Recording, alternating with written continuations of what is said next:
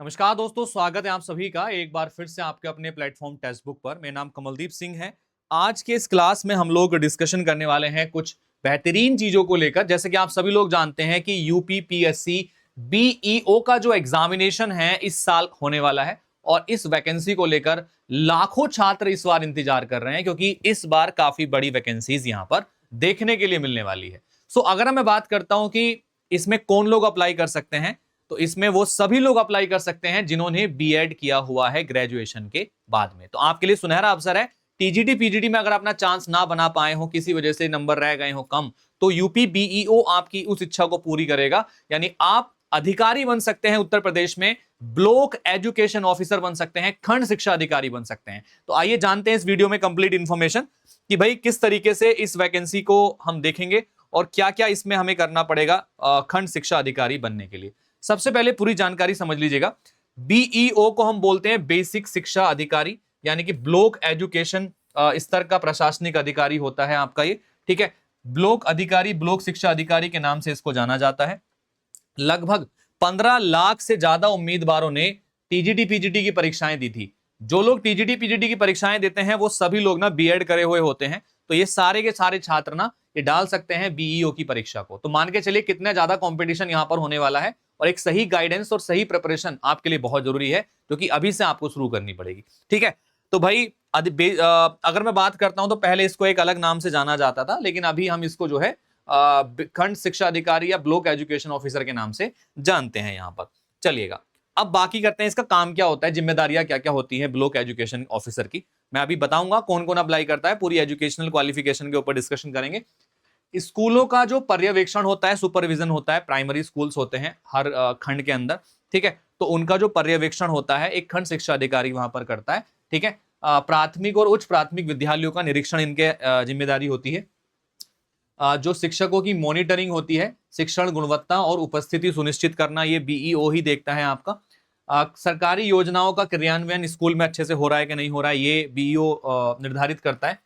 प्रशासनिक प्रबंधन, यानी कि स्कूल प्रबंधन समितियां एसएमसी के साथ भी इनका समन्वय होता है यहाँ पर। ठीक है, अगर मैं बात करता हूं इसके आगे और जानकारी को लेकर, तो इसमें शैक्षणिक योग्यता क्या होती है समझिएगा, कौन इसको अप्लाई कर सकता है।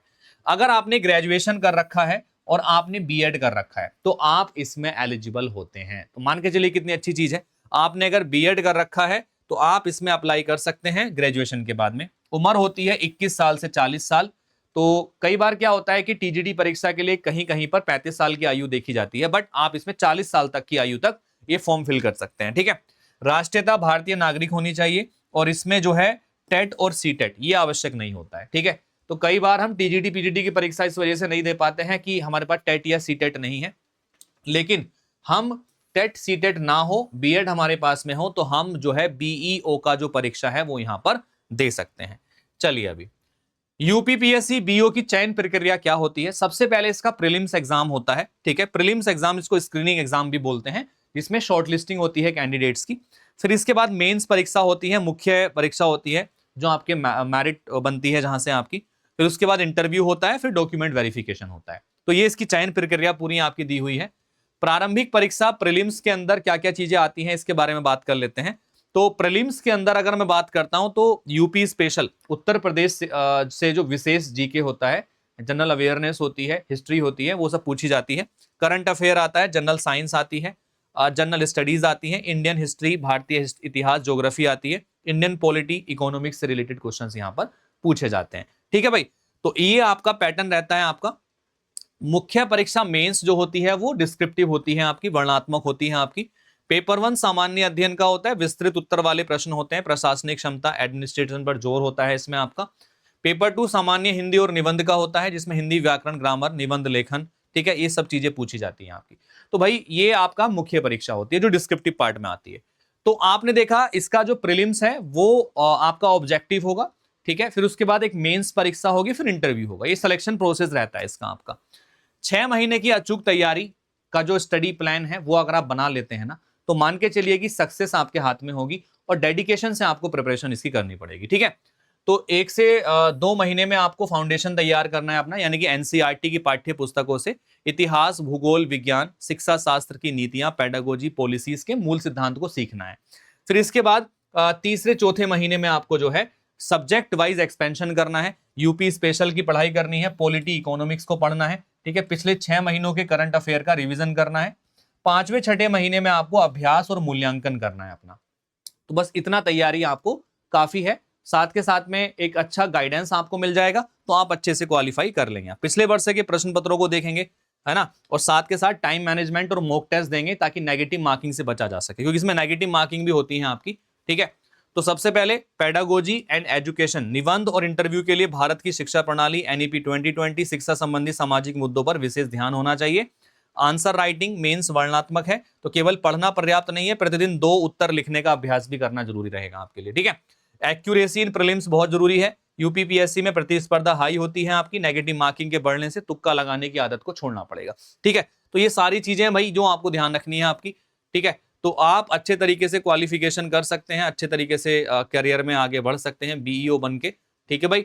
तो मैं एक बार वापस से ब्रीफ कर देता हूं कौन कौन इसको एग्जाम के फॉर्म को फिल कर सकता है और ये वैकेंसी कब तक आपको देखने के लिए मिलने वाली है। इसका ओवरव्यू ये है कि ब्लॉक एजुकेशन ऑफिसर होता है आपका, ठीक है, बेसिक शिक्षा विभाग में इसकी नौकरी होती है आपकी। लगभग 128 से 150 के पद जो थे, ये जो पिछली भर्ती निकली थी उसमें रिक्त रह गए थे, ठीक है। अब इस साल अधियाचन आ चुका है आपका, यानी कि आयोग को जो है अधियाचन मिल चुका है भर्तियों का।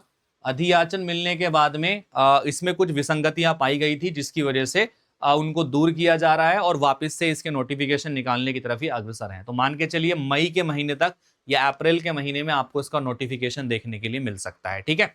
तो यहां पर एग्जाम पैटर्न में प्रीलिम्स आएगा, फिर मेंस एग्जाम होगा आपका। एलिजिबिलिटी में ग्रेजुएशन प्लस बीएड चाहिए, 21 से 40 साल तक की आयु चाहिए, टेट और सीटेट इसमें नहीं चाहिए होता, ठीक है भैया।